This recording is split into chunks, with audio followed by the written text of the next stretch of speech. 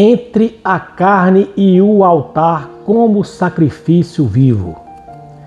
Olá, eu me chamo Romildo Gugel e peço que você venha pensar comigo com as Escrituras Sagradas.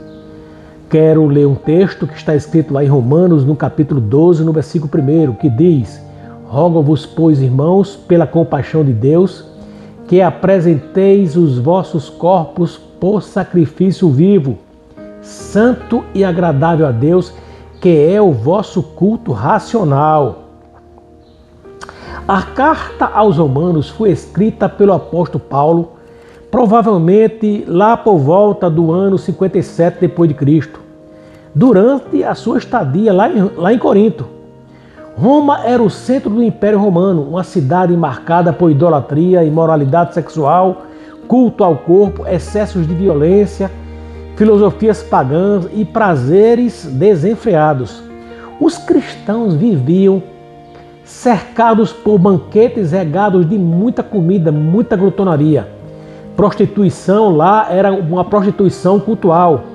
Teatros lá eram carregados de sensualidade e adoração ao prazer da carne. A corrupção moral e espiritual era extremamente grande.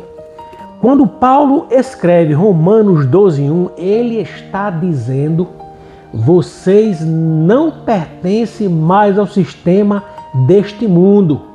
Agora o corpo de vocês pertence a Deus. Romanos é dividido em duas partes. Do capítulo 1 ao 11, Paulo tece pontos doutrinários extremamente importantes no que diz respeito à transição da velha aliança para a nova aliança. Já no capítulo 12 até o 16, Paulo faz uma abordagem extremamente prática para que os cristãos que estejam lendo a sua carta, eles possam não somente olhar para um lado doutrinal, mas possam também colocar em prática aquilo que o apóstolo está propondo para a vida cristã. Então, ao começar o capítulo 12, Paulo sai da teologia e entra na vida diária das pessoas.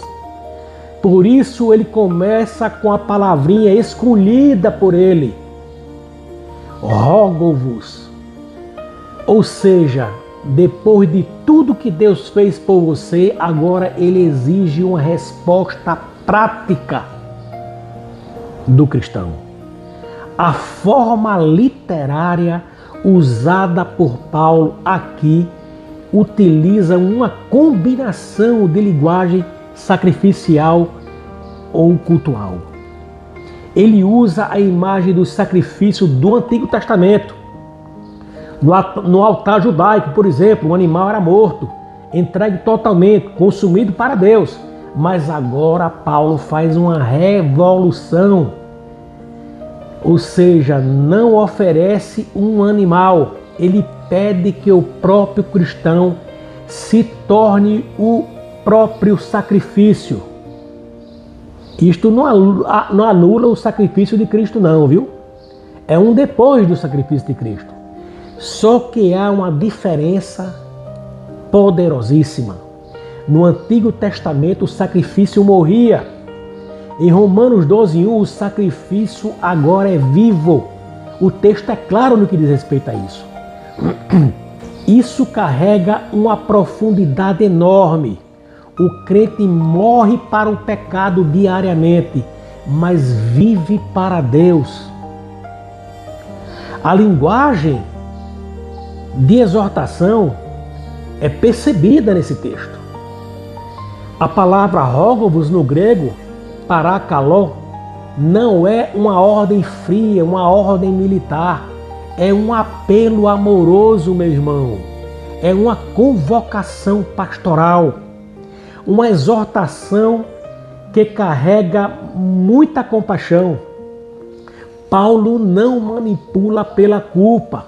Ele não pega as pessoas agredindo elas, exigindo delas. Ele faz um apelo. E o apelo é movimentado pelas misericórdias de Deus. Ou seja, a santidade não nasce por uma pressão que provoque medo nas pessoas, mas nasce pela compreensão da manifestação graciosa de Deus. O nosso texto diz o seguinte: apresenteis os vossos corpos. Aqui começa algo extremamente profundo. Paulo não diz apresentem apenas a sua alma, apenas o seu espírito humano, apenas as suas emoções. Ele fala do corpo. No pensamento bíblico, o corpo não é algo que seja descartável para a vida cristã. O corpo é um instrumento espiritual. O cristianismo não separa a vida espiritual da vida física, da vida corpórea. O corpo revela quem governa o coração. É o lado externo da contemplação, da observação de outras pessoas na nossa vida. O corpo é a questão da comida. Quero que você observe agora um item importante no que diz respeito ao corpo. O seu corpo e a questão daquilo que você come. O apetite descontrolado também pode escravizar uma pessoa. A comida foi criada por Deus, mas quando o ventre governa a vida, o corpo deixa de servir a Deus para servir aos desejos dos apetites. Paulo chega a dizer em um outro trecho o seguinte: o Deus dele é o ventre. Romanos 12:1 confronta compulsões, excessos, vícios alimentares. A pergunta espiritual é: eu governo os meus apetites ou os meus apetites governam a minha vida? A ênfase aqui textual, meu querido, é o equilíbrio. Há uma outra parte do nosso corpo que é extremamente importante, faz parte do nosso sentido de existência: os nossos olhos. O que os nossos olhos estão consumindo? Vale salientar que os olhos alimentam a mente. Vivemos numa geração intoxicada por sensualidade, pornografia, inveja e consumismo. É uma geração que vive se comparando o tempo todo. A violência visual provoca muito isso no comportamento de nossas vidas. Jesus ensinou o seguinte: os olhos são a lâmpada do nosso corpo.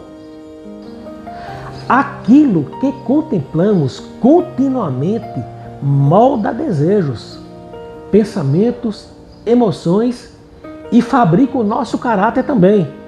O corpo apresentado a Deus também envolve disciplina visual.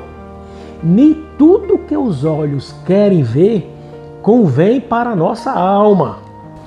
Um outro ponto importante do nosso corpo são os nossos ouvidos. Existe alimento espiritual entrando pelos ouvidos diariamente. Conversas impuras, conversas maliciosas, violência, cheia de incredulidade, também contamina o interior de uma pessoa. A fé, vale salientar, que ela vem pelo ouvir, e ouvir pelas palavras de Cristo. Mas a corrupção também. Muitas pessoas querem uma mente santa, enquanto alimenta a alma com conteúdo de destruição. Romanos 12:1 nos chama a consagrar também os nossos ouvidos. Aquilo que absorvemos, aquilo que permitimos entrar no coração. A nossa boca faz parte do nosso corpo também. O corpo inclui língua, fala e palavras. Uma boca sem domínio pode destruir relacionamentos inteiros, famílias, ministérios também lá na igreja. Igrejas também são destruídas por uma falta de controle naquilo que se fala ali. Tiago compara a língua a um fogo como um veneno, como um leme de um barco. Apresentar o corpo a Deus também significa controlar impulsos, abandonar palavras precipitadas para fofocar, vencer a agressividade verbal, aprender silêncio é sábio, meu querido. Há pessoas que levantam as mãos no culto, mas usam a língua como arma fora dele. A Bíblia declara também o seguinte, que uma mesma fonte não pode jorrar água doce e água salobra. Isso tem que ser ponderado, isso tem que ser freado. A nossa mente faz parte também do nosso corpo. É o nosso altar invisível. O maior campo de batalha do corpo é a nossa mente. Por isso o verso seguinte dirá: transformai-vos pela renovação da vossa mente. Aquilo que ocupa constantemente a mente governa as nossas emoções, direciona as nossas escolhas, influencia os nossos hábitos, define o comportamento do corpo. Uma mente cheia de impureza, de ódio, de orgulho, de ansiedade, de carnalidade, acabará produzindo frutos externos. Por isso, santidade não começa nas mãos, começa nos pensamentos. Primeiro a coisa é fabricada lá, é pensada lá, depois a gente exterioriza isso para fora, coloca isso para fora. Há um outro ponto radical para o nosso corpo, é a questão da nossa sexualidade. Talvez seja uma das áreas mais atacadas do corpo hoje. Paulo entende que o corpo não é apenas biológico, o corpo é espiritual. Por isso ele diz, o corpo é para o Senhor. A Bíblia diz que o corpo é templo do Espírito Santo. Sexo fora da vontade de Deus banaliza a aliança feita por Deus. Escraviza desejos que podem ser puros, sendo enquadrados dentro dos padrões instituídos por Deus. Fragmenta as emoções, enfraquece discernimento espiritual. Romanos 12:1 é um chamado para a pureza, é um chamado para o controle, para o domínio próprio, é um chamado para a santidade de uma forma prática. E isso é um sacrifício, não é uma repressão, é uma consagração pessoal. Há um outro ponto que é extremamente fundamental do nosso corpo, que é o exercício físico. O apóstolo diz que o exercício físico para pouco aproveita. Ele não está dizendo que não aproveita, ele está dizendo que pouco aproveita. Ou seja, há um valor. Cuidar do corpo, da saúde, do descanso, da alimentação, da disciplina física, também é uma responsabilidade espiritual do cristão. O problema surge quando o corpo vira algo que seja a idolatria pessoal do cristão. A aparência substituindo o caráter, a estética valendo mais do que a santidade. Hoje muitos treinam físico, mas deixam a alma atrofiada. A alma não é restaurada, não é alimentada, não é refrigerada pela palavra de Deus. O equilíbrio bíblico é cuidar do corpo sem adoração do próprio corpo. O nosso texto é muito forte em falar do sacrifício vivo. Isto é muito poderoso, irmão, e não pode ser descartado pela vida do cristão. O maior problema do sacrifício vivo é que ele tenta sair do altar. Romanos 12:1 fala de entrega contínua, todo dia. Crucificar desejos, negar impulsos, rejeitar pecados. Há uma bifurcação entre dois caminhos. Temos que escolher a santidade. Não é um evento, é um estilo de vida que nós devemos adotar. Uma palavra muito forte da nossa perícope culto racional. No grego, logike, latreia. Pode significar culto racional, culto consciente, adoração inteligente. Paulo está combatendo uma religião mecânica, emocional sem transformação, ritualística sem obediência. O verdadeiro culto não termina no templo. O verdadeiro culto é corpo consagrado, a mente renovada e os desejos submetidos a Deus. A vida inteira entregando-se a Deus, todos os dias, momento a momento. Para finalizar esta reflexão, Romanos 12:1 destrói a ideia de um evangelho apenas emocional. Paulo mostra que espiritualidade envolve hábitos, santidade envolve escolhas, adoração envolve o corpo inteiro. A grande pergunta do texto é: quem está no controle do seu corpo? Porque aquilo que domina seus olhos, sua mente, a sua língua, os seus apetites também, os seus desejos, também governa a sua vida espiritual. O altar de Deus do sacrifício não pede apenas música, pede uma entrega diária.